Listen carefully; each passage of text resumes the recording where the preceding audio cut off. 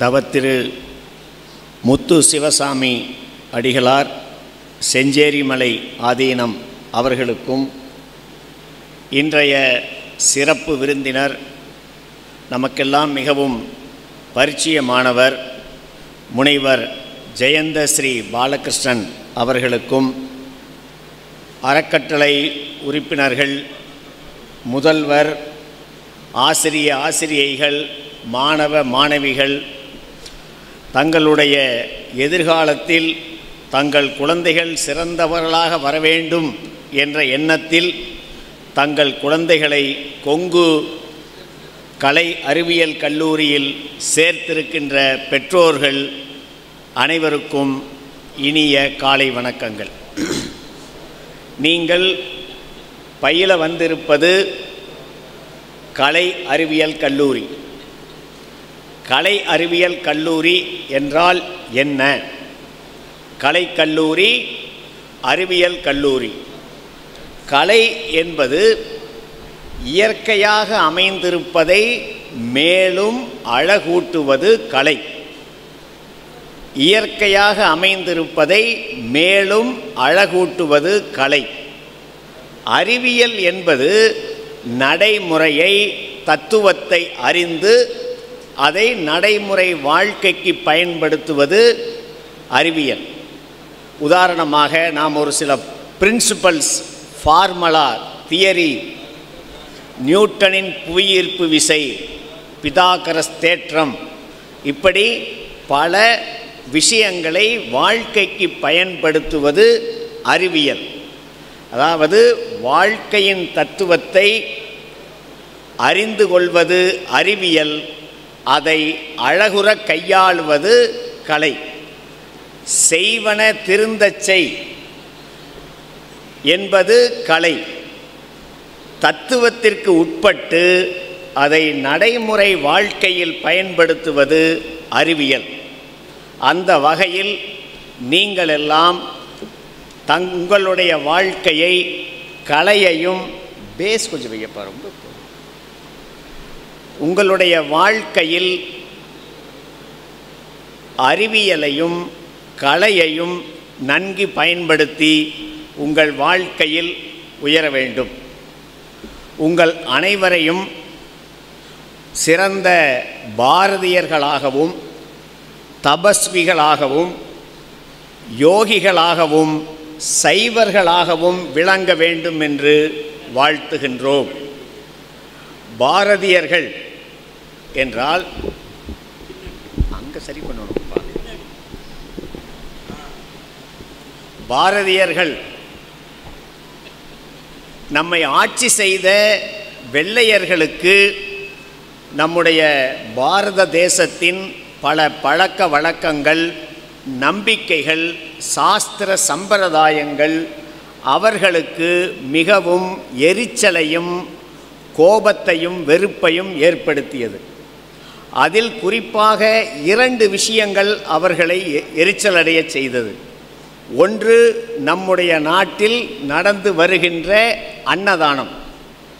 ஏனென்றால் வெள்ளையர்களுக்கு அன்னதானம் என்பது பற்றிய ஒரு கான்செப்டே கிடையாது.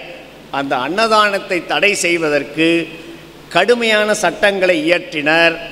அப்பொழுது நம் தமிழ்நாட்டை ஆண்ட தஞ்சை மன்னர் சரபோஜி மகாராஜா, ராமநாதபுரம் சமஸ்தான அரசர்கள் வெள்ளையர்களிடம் பணிந்தும் கெஞ்சியும் கேட்டு அன்னதானத்தை நிறுத்தக்கூடாது என்று சொன்னார்கள். இன்னொன்று, வெள்ளையர்களுக்கு மிகவும் எரிச்சல் ஊட்டிய இன்னொரு விஷயம் பாரதம். ஏன்னா பாரதம் அப்படின்னா அறிவினால் மகிழ்ச்சி அடையும் மக்களை கொண்ட ஒரு பிரதேசம். சமஸ்கிருதத்தில் பா அப்படின்னா அறிவு, ஞானம், விஸ்டம். ரதம் அப்படின்னா மகிழ்ச்சி அடைதல். பாரதம் அப்படின்னா அறிவினால் மகிழ்ச்சி அடையும் மக்களை கொண்ட ஒரு பிரதேசம்.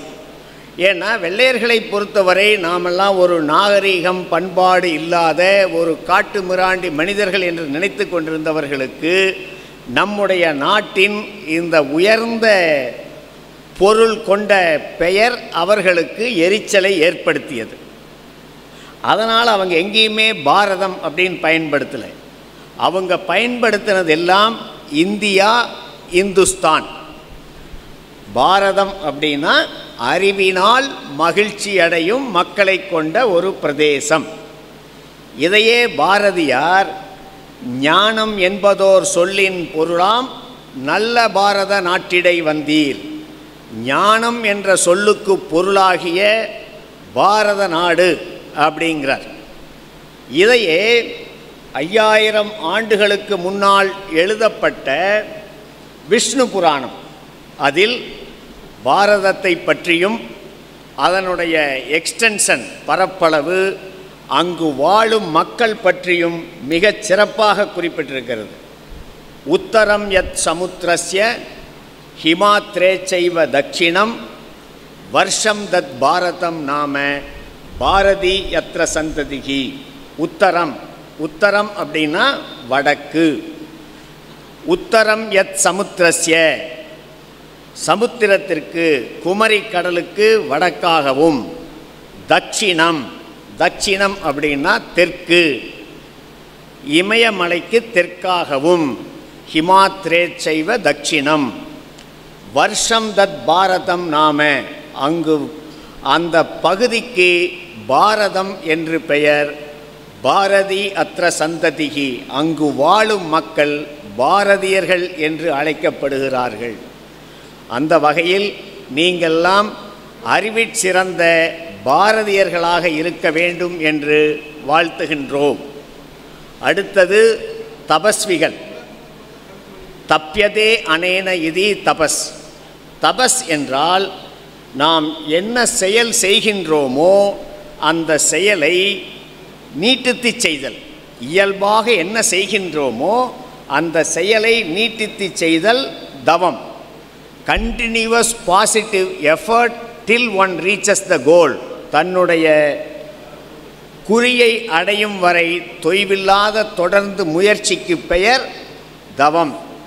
அதாவது எடுத்துக்காட்டுக்கு நாம் இரவு சாப்பிட்றோம், தூங்குகிறோம், காலையில் எந்திரிச்சு காஃபி குடிக்கிறோம், பிரேக்ஃபாஸ்ட் எடுக்கிறோம், லஞ்ச் எடுக்கிறோம், டின்னர் எடுக்கிறோம். தவம் என்றால் இரவு சாப்பிட்டு அடுத்த நாள் காஃபி குடிக்காமல், பிரேக்ஃபாஸ்ட் சாப்பிடாமல், லஞ்சு சாப்பிடாமல், டின்னர் சாப்பிடாமல் அந்த இலக்கை, அந்த நேரத்தை நீட்டித்து கொண்டே சென்றால் அது தவம், உண்ணாவிரதம். அதே இது நைட்டு படுக்க போகிறோம். ஏன்னா நிறைய பேர் படுக்கத்தான் போகிறோமே தவிர தூங்க போகிறதில்லை. ஏன்னா படுத்துக்கிட்டு செல்ஃபோன் பார்க்குறது, இப்படி பல வீணான வேலைகளை செஞ்சுக்கிட்டு தான் இருக்கிறோம். ஏன்னா பொதுவாக தூங்க போகிறோன்னு சொல்லக்கூடாது. படுக்க போகிறோம், இன்றைக்கு படுக்கிறோம். படுக்கிறதுக்கு முன்னாடி பேச்சை நிறுத்துகிறோம். காலை எந்திரிச்சதிலிருந்து பேச ஆரம்பிக்கிறோம். அப்படி காலையில் மத்தியானம் சாயந்தரம் வரைக்கும் பேசாமல் இருந்தால் அது மௌன விரதம், வாக் தபஸ். நீங்கள் தினம் 1 மணி நேரம் 2 மணி நேரம் படிக்கிறீங்க, அதை 3 மணி நேரம் 4 மணி நேரமாக ஸ்ட்ரெச் பண்ணினால், எக்ஸ்டெண்ட் பண்ணினால் அது மாணவர்களுக்கான தவம், வித்யா தவம். தவத்தை பற்றி திருவள்ளுவர் மிக அருமையாக குறிப்பிடுகின்றார். உற்றநோய் நோற்றல் உயிர்க்கு உருகன் செய்யாமை அற்றே தவத்திற்கு உரு. உற்றநோய் நோற்றல் உயிர்க்கு உருகன் செய்யாமை அற்றே தவத்திற்கு இரு. ரொம்ப சிம்பிளாக என்னன்னா, உன்னுடைய பிரச்சனைக்கான தீர்வு இன்னொருவனுக்கு பிரச்சனையாக இருக்கக்கூடாது. உன்னுடைய பிரச்சனைக்கான தீர்வு அடுத்தவனுக்கு பிரச்சனையாக இருக்கக்கூடாது. அந்த வகையில் நீங்கள் எல்லாம் நீண்ட நேரம் கல்வி கற்குவதிலும் தொய்வில்லாத தொடர்ந்த முயற்சியிலும் சிறந்த தபஸ்விகளாக விளங்க வாழ்த்துக்கள். அடுத்தது யோகிகள். யோகம் என்பதற்கு பல பொருள் இருந்தாலும் பகவான் கிருஷ்ணர் யோகத்தை பற்றி பகவத்கீதையில் ஒரு இடத்தில் மிக அருமையாக குறிப்பிடுகின்றார். யோகக கர்மசு கௌசலம். யோகக, யோகம் என்றால் கர்மசு செயல்களை, கடமைகளை, கௌசலம் சிறப்பாகச் செய்தல், செய்வதை சிறப்பாகச் செய்வதே யோகம். யோக கர்மசு கௌசலம். Excellence at work. Any work become yoga if it is carried out with full concentration, dedication and body, mind and soul involvement. இதுதான் யோகா. ஒரு செயலை சிறப்பாகவும் முழுமையான ஈடுபாட்டுடனும் குறிப்பாக சலிப்பின்றி மகிழ்ச்சியாகவும் உடல், மனம், ஆன்மா எல்லாம் ஒன்றாக இணைந்து செய்வது யோகம். ஒரு சிலருக்கு பேரே கௌசல்யான் இருக்கும். கௌசல்யாங்கிறது புராண இதிகாசத்தில் தசரத மகாராஜாவுடைய மனைவி, பகவான் ராமபிரானுடைய தாயார். கௌசல்யா என்றால் skillful lady, talented lady, experienced lady, திறமையானவள், பல திறமைகளை தன்னுள் கொண்டு அதை விளையாட்டாக செய்பவள் கௌசல்யா. அந்த வகையில் நீங்கள் எல்லாம் உங்கள் வேளையில் கௌசல்யமாக, அதாவது திறமையுடன் செய்வதில் நீங்கள் யோகிகளாக இருக்க வாழ்த்துக்கள். அடுத்தது சைவர்கள். சைவம் என்றால் சிவ சம்பந்தம். நம்மளுக்கு ரொம்ப பிரச்சனையே இந்த பாவும் மாவும். நாம் சிவ சம்பந்தம் சொல்லக்கூடாது. சம்பந்தம் அப்படின்னா சரியான சோம்பேறி, பெரிய முட்டாள், மந்த புத்தி உடையவன். சம்பந்தம் அப்படின்னா அதோடு தொடர்புடையது. நம்ம உறவுலேயே சொல்லுவோம் சம்பந்தி அப்படிங்கிறத நாம் பல நேரங்களில் சம்மந்தி அப்படின்னு தான் சொல்கிறோம். சம்பந்தி அப்படின்னா சமநிலை உறவினர். அந்த பெண்ணுடைய அம்மா அப்பாவும் மாப்பிள்ளையினுடைய அம்மா அப்பாவும் சரிநிகராக இருப்பது சம்பந்தி. ஆனால் நாம் என்ன சொல்கிறோம்? சம்மந்தி. மந்தினா பெண் குரங்கு, சிறந்த பெண் குரங்கு. அடுத்த நம்ம படிக்கிறோமல்ல, திரிகூட ராசப்ப கவிராயர் எழுதிய என்ன பாடல்? குற்றால குறவஞ்சி. மந்தி சிந்து கனிகளுக்கு ஆண் கவிகள் கெஞ்சும். அப்போது அடுத்த முறை உங்களுடைய உறவினர் எப்படி உச்சரிக்கிறாருன்னு பாருங்கள். உங்கள் மேலே நல்ல எண்ணம் இருந்தால் சம்பந்தி என்பார், உங்களை பற்றி மற்றொரு எண்ணம் இருந்தால் சம்பந்தி அப்படிம்பார். அதனால் சா பா ரொம்ப முக்கியம். சிவம், சைவம் என்றால் சிவ சம்பந்தம். சிவம் என்றால் மங்களம், மகிழ்ச்சி, ஆனந்தம், சாந்தம். அதான் சொல்கிறோம் சாந்தம் சிவம் சுந்தரம். சதா சிவம் அப்படின்னா சதா எப்பொழுதும் மங்களமாக, மகிழ்ச்சியாக, ஆனந்தமாக இருப்பவருக்கு பெயர் சதாசிவம். அசைவம் சாப்பிடாதவர்கள் மட்டுமே சைவர்கள் அல்ல. அசைவம் சாப்பிடாமல் இருந்து கொண்டு கோபமாகவும் சோகமாகவும் எரிச்சலுடனும் டென்ஷனுடனும் இருப்பவர்கள் சைவர்கள் அல்ல, அவர்கள் அசைவர்களே. யார் உண்மையான சைவம் அப்படின்னா, யார் ஒருவர் தன்னுடைய வாழ்க்கையில் அமைதி, ஆனந்தம், சாந்தம் என்ற ஆசனத்தில் இருந்து கொண்டு எல்லாவற்றையும் செய்கின்றாரோ அவரே செய்வர். யார் உண்மையான செய்வர் என்றால், யார் ஒருவர் தன் வாழ்க்கையை அமைதி, ஆனந்தம், சாந்தம் என்ற ஆசனத்தில் அமர்ந்து கொண்டு தன்னுடைய வேலைகளையெல்லாம் செய்கின்றாரோ அவரே உண்மையான செய்வர். அந்த வகையில் நீங்கள் வாழ்க்கையில் மகிழ்ச்சியும் ஆனந்தமும் அமைதியும் தவழ்கின்ற சைவர்களாக இருப்பதற்கு வாழ்த்துக்கள். பெற்றோர்களுக்கு சில வரிகள். உங்கள் குழந்தைகள் சிறப்பானவர்களாக வளர வேண்டுவதற்கு நீங்கள் அதி புத்திசாலிகளாகவும் அதி திறமைசாலிகளாகவும் இருக்க வேண்டிய அவசியம் இல்லை. நீங்கள் அன்பானவராகவும் நேர்மையானவராகவும் மகிழ்ச்சியானவராகவும் இருந்தாலே போதும்.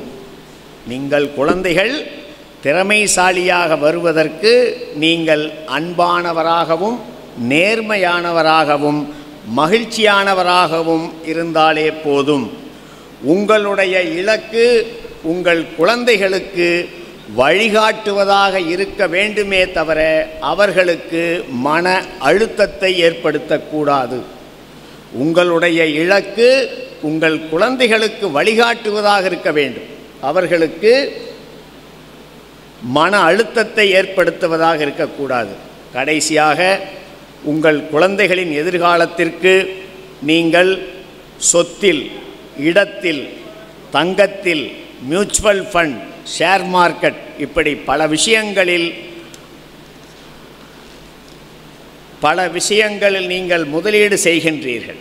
அதைவிட சிறந்த முதலீடு உங்கள் குழந்தைகளிடத்தில் உங்கள் அன்பை முதலீடு செய்யுங்கள், உங்கள் அக்கறையை முதலீடு செய்யுங்கள், உங்கள் பாசத்தை முதலீடு செய்யுங்கள், உங்கள் நேசத்தை முதலீடு செய்யுங்கள்.